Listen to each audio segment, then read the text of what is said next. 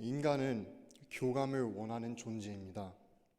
누구 하나 가르쳐주지 않아도 아기 때부터 인간은 주변과 교감을 하기 시작합니다. 인간이 주변과 교감하는 방법 중 하나가 공감하는 것입니다. 이 공감하는 것을 통해 인간은 자신의 주변에 선호하는 것과 선호하지 않는 것을 알게 됩니다. 선호하는 것에는 많은 공감을 할 수 있으며 반면 선호하지 않는 것에는 쉽게 공감을 못합니다. 이러한 이유 때문인지 우리는 SNS에 때로 빠지기도 됩니다. 내가 잘하고 내가 좋아하는 것을 세상과 소통했을 때 더 많은 조회수와 더 많은 좋아요가 생기면 나도 모르게 기분이 더 좋아집니다. 칭찬을 싫어하는 사람이 어디 있겠습니까? 하지만 반대로 나의 상황을 이해해주지 못할 때, 나의 고난, 역경과 고통을 알아봐주지 못할 때 우리는 때때로 절망하며 낙심하게 됩니다. 오늘 본문 말씀에 등장하는 욥의 마음이 이러합니다. 나의 모든 자녀들이 죽었고 나의 모든 부도 사라졌으며 하나님마저도 나를 버리신 것 같은데 빌다사 너는 내 친구이지 않느냐? 왜 너마저도 나에게 이러한 질책을 하고 있느냐? 사실 욥은 지금 인생의 밑바닥에 주저앉아 있는 것입니다. 그래서 이제는 다른 것보다 빌닷에게 동정심을 구하고 있는 것입니다. 21절입니다. 나의 친구야, 너희는 나를 불쌍히 여겨다오. 나를 불쌍히 여겨다오. 하나님의 손이 나를 치셨구나. 사람이 힘들고 어려울 때는 다른 것보다는 위로와 공감대를 형성시켜주는 게 가장 도움이 되는 것 같습니다. 제가 결혼을 하면서 이러한 부분을 조금 알게 된 것 같습니다.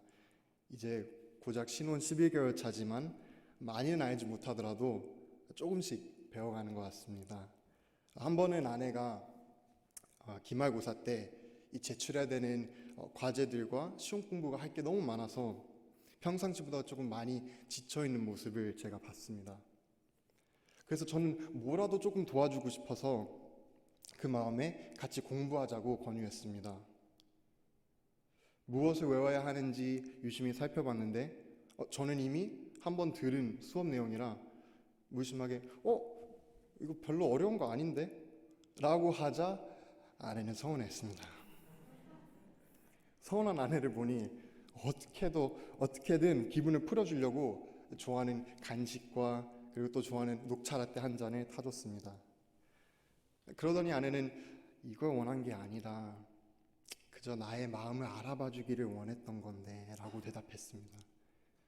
저는 남자라서 그런지 이 문제 앞에서 쓰게 되면은 먼저 해결책만 찾으려고 노력하는 것 같습니다. 그래서 그때 당시 아내가 어떠한 심정인지 제대로 이해하고 생각지 못했던 것 같습니다. 이와 같이 사람은 힘들고 어려울수록 해답을 원하는 것이 아니라 나의 말을 들어줄 귀, 나의 머리를 받쳐줄 어깨를 찾게 되는 겁니다. 오늘 욥의 마음도 이러한 마음인 것을 보게 됩니다.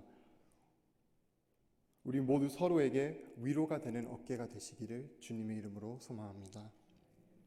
이제 22절부터 24절에는 욥이 자신의 상황이 너무 고통스러워서 하나님에 대한 잘못된 편견을 갖게 된 모습이 보입니다. 22절입니다. 너희가 어찌하여 하나님처럼 나를 박해하느냐? 내 살로도 부족하냐? 욥은 지금 하나님이 자기를 박해하고 있다고 생각하는 것입니다. 하지만 우리가 앞서 1장에 봐왔듯이 하나님이 아니라 사탄이 박해하고 있다는 사실입니다. 때로는 우리의 고난을 통해 하나님은 여전히 역사하고 있다는 것을 기억해야 합니다. 칼이 우리를 찌르면 그 순간에는 아프지만 만약 치유자 되신 하나님 여호와 라파가 우리 안에 있는 죄악을 꺼내는 거면 현재 고난은 장차 우리에게 나타날 영광과 비교할 수가 없습니다. 우리 안에 착한 일을 시작하신 이가 그리스도 예수의 날까지 이루어주실 확신해야 합니다. 고난 속에서 하나님을 원망했던 욥이 25절부터는 자신의 잘못된 생각을 깨우치고 놀라운 신앙 고백을 하게 됩니다. 25절입니다. 내가 알기에는 나의 대속자가 살아계시니 마침내 그가 땅 위에 서실 것이라. 이 구절의 원어를 보게 되면 대속자라는 단어가 고엘로 나옵니다. 고엘은 다른 어휘로 수차례 구약시대에 사용하게 됩니다. 출애굽기 6장 6절에는 이렇게 설명됩니다. 그러므로 이스라엘 자손에게 말하기를 나는 여호와라. 내가 애굽 사람의 무거운 짐 밑에서 너희를 빼내며 그들의 노역에서 너희를 건지며 편팔과 여러 큰 심판들로서 너희를 속량하여. 고엘의 뜻은 되찾다, 물으다, 구속하다라는 뜻을 갖고 있으며, 또한 이 고엘의 제도 안에는 이스라엘 지파가 분배받은 기업 및 땅을 영구히 보존하고 혈족을 유지하며 부당한 피해를 당했을 경우 이를 보상하기 위해 마련된 제도도 있습니다. 우리는 이 제도를 룻기를 통해 볼 수 있습니다. 남편을 잃고 시어머니를 따라 낯선 나라로 갔던 룻과 나오미의 가정이 보아스를 통해서 기업이 보존되는 것을 목격하게 됩니다. 룻기 3장 9절입니다. 이르되 내가 누구냐 하니 대답하되 나는 당신의 여종 룻이오니 당신의 옷자락을 펴 당신의 여종을 덮으소서. 이는 당신이 기업을 물으는 자가 됨이니이다 하니. 보아스가 룻을 되찾은 것과 같이 우리도 오늘날 살아계신 대속자가 있습니다.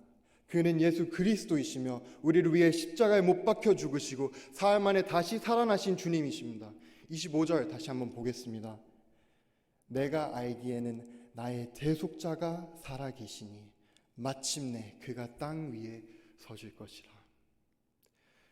우리의 대속자 예수님은 지금도 살아계십니다. 매일 우리를 위해 대속해 주신다는 것을 기억해야 합니다. 히브리서 7장 25절에서도 그리스도는 살아계신다는 것을 증명합니다. 히브리서 7장 25절입니다. 그러므로 자기를 힘입어 하나님께 나아가는 자들을 온전히 구원하실 수 있으니 이는 그가 항상 살아계셔서 그들을 위하여 간구하심이라. 오늘 우리가 봤듯이 욥을 변호했듯이 오늘 우리도 예수 그리스도는 우리를 위해서 변호해 주십니다. 우리를 위해서 변호해 주실 필요도 없었지만 우리를 너무나 사랑하셔서 단지 그 한 이유로 우리를 절망과 죄악에 있는 걸 보는 것이 너무나 고통스럽고 아파서 예수님은 하늘 영광을 모두 버리시고 인간의 모습으로 오셔서 우리를 위해서, 우리의 모든 죄를 위해서 십자가에서 못 박혀 죽으셨습니다. 하지만 중요한 것은 오늘 욥기 19장 25절의 말씀처럼 죽어 계신 게 아니라 사흘 만에 다시 부활하셔서 이제는 우리 마음 가운데서 함께 하시는 것을 기억해야 됩니다. 요한일서 2장 1절입니다. 만일 누가 죄를 범하여도 아버지 앞에서 우리에게 대언자가 있으니 곧 의로우신 예수 그리스도라. 고난과 역경 가운데 있으시다면 오늘 욥과 같이 살아계신 대속자인 예수 그리스도를 기억하시기를 소망합니다. 절망 속에 낙심하여 하나님을 원망하는 것이 아니라 오히려 감사하며 우리를 대신하여 지금도 여전히 역사하시며 변호해 주시는 주님을 찾는 아침이 되시기를 주님 이름으로 소망합니다. 우리 오늘 들은 말씀 찬양으로 함께 화답하기를 원합니다. 정말로 주님만이 나의 힘, 나의 방패, 나의 참 소망이라는 것을 함께 고백했으면 좋겠습니다.